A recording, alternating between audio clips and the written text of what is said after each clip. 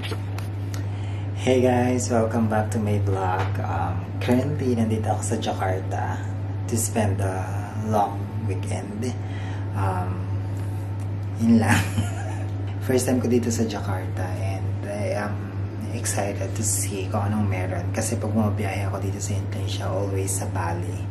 So, yeah, let's see kung anong meron dito sa Jakarta. Kanina, from the airport going to the hotel, mukha siyang Maynila. Actually. Anyway, I'm staying at the Holiday Inn.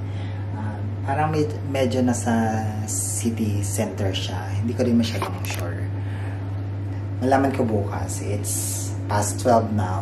I'll give you a room tour and then I'll probably go downstairs to get something to eat kasi hindi pa ako kumakain. So this is the room.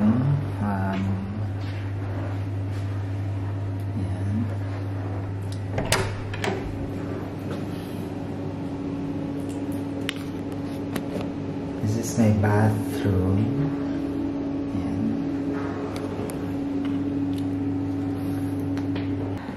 I have my king size bed here. My TV. Closet is over there.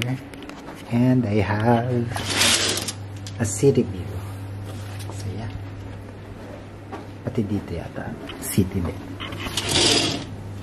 So yeah, that is the room. I'll be here for 2 days. Follow along sa biyahe. And yeah, I'll see you again maybe tomorrow morning. So guys, lumabas ako kanina. Kaya lang wala naman ako nakitang tindahan. So, order na ako ng room service. I'm having nasi goreng. Ito siya.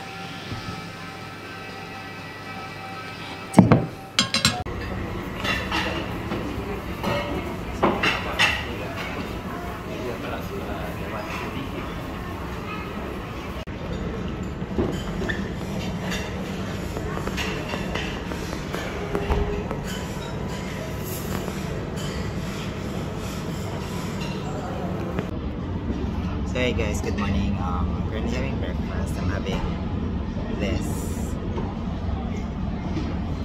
and some egg and of course coffee. So that's it.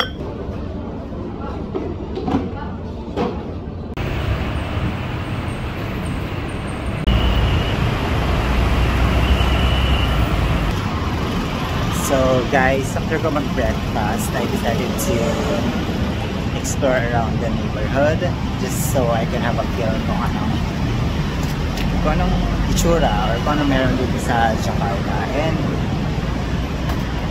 so far, my impression is it's like Manila. Kamukha siya ng Manila. Later today, I'm thinking of going sa Old Town kasi parang nandun yung Dutch influence dito sa Jakarta. If you guys do not know, Indonesia was once a colony ng Dutch. So yeah, we'll see kung ano meron doon.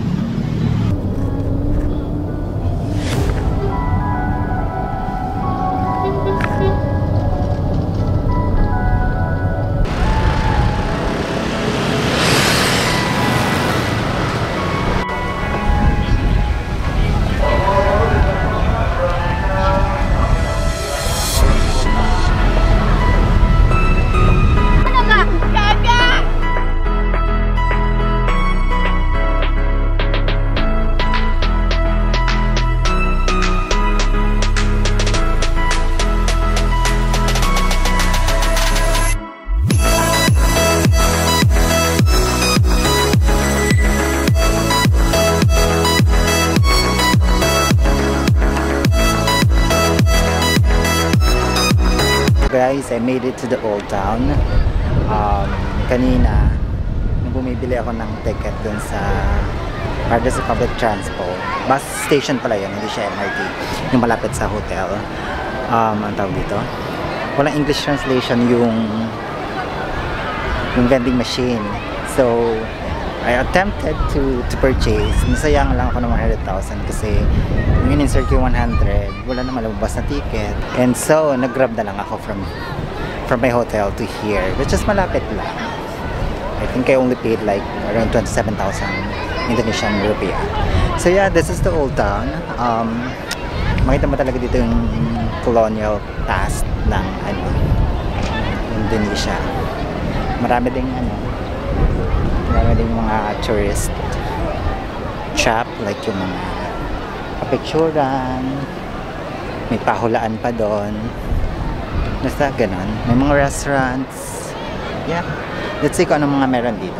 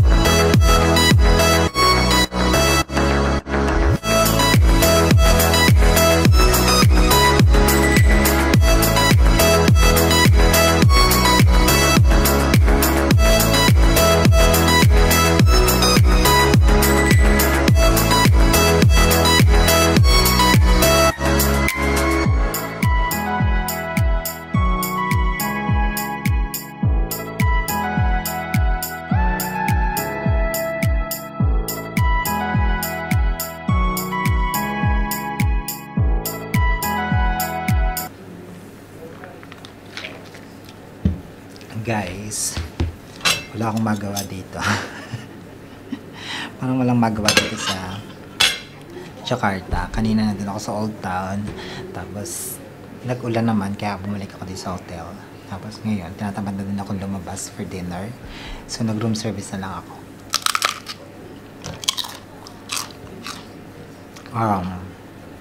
I'm having beef rendang. Ito siya. So parang Indonesian famous tong rendang. So, yeah. Yun yung activity ko ngayong araw na to. Let's see bukas kung anong meron. Guys, kahit pa walang masyadong gagawin dito sa Indonesia, ang sarap ng pagkain dito.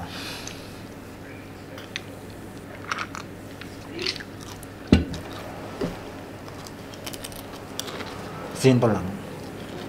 Enough reason not to visit.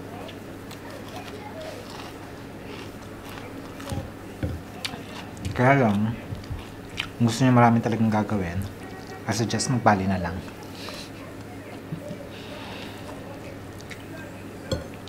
Kasi makakain niyo din naman tong mga ganitong pagkain sa Bali. Tapos na ibang magagawa doon.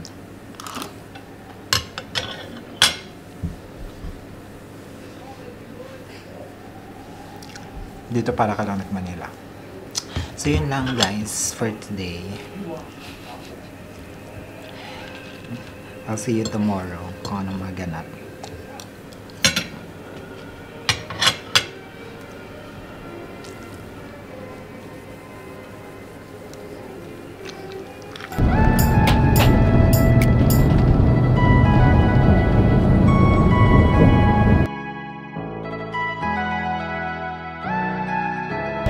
So hey guys, I made it to the National Monument.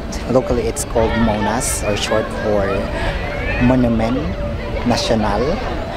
It was built by Sukarno, the first president ng Indonesia, to commemorate yung independence ng Indonesia from the Dutch. So yeah, ito yan.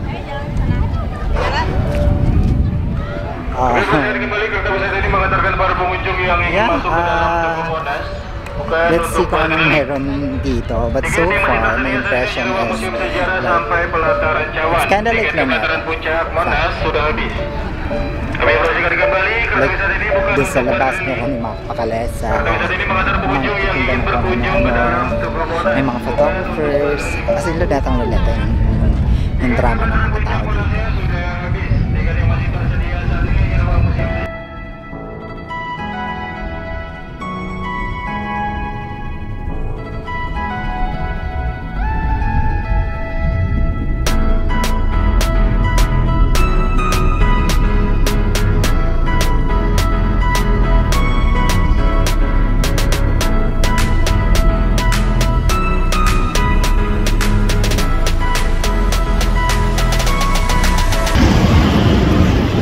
Hey guys, so a bit of a walk from the National Monument. Nakarating ako dito sa, I think parang park din. Jakarta, Kota, Collaboration. I think it means Jakarta City of Collaboration. Hindi ko sure. Sabi dito, Success Jakarta untuk Indonesia. Ibig sabihin na Success of Jakarta or Success Jakarta for Indonesia. I think kaya City of Collaboration may tag doon kasi may mga merchant. Ito ko ng mga kalendar.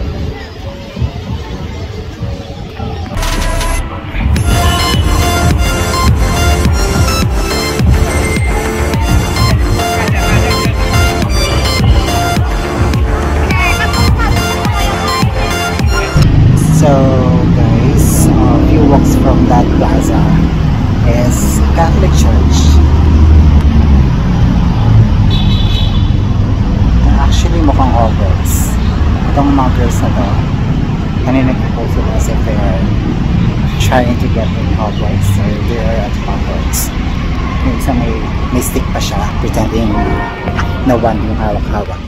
So yeah, Catholic Church, and it's very interesting, or should I say very pleasant to see na across this Catholic Church is a mosque. A mosque dito across. So, diba? It's very nice to see na two different religions can like live in harmony.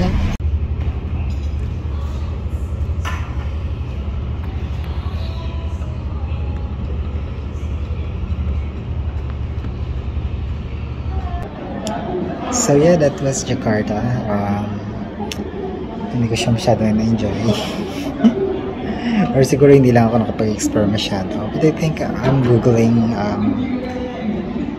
wala talagang masyadong tourist attraction. Siguro maganda itong parang stop over to get to other places in Indonesia like say Jogja or basta kung saan pang part ng Indonesia.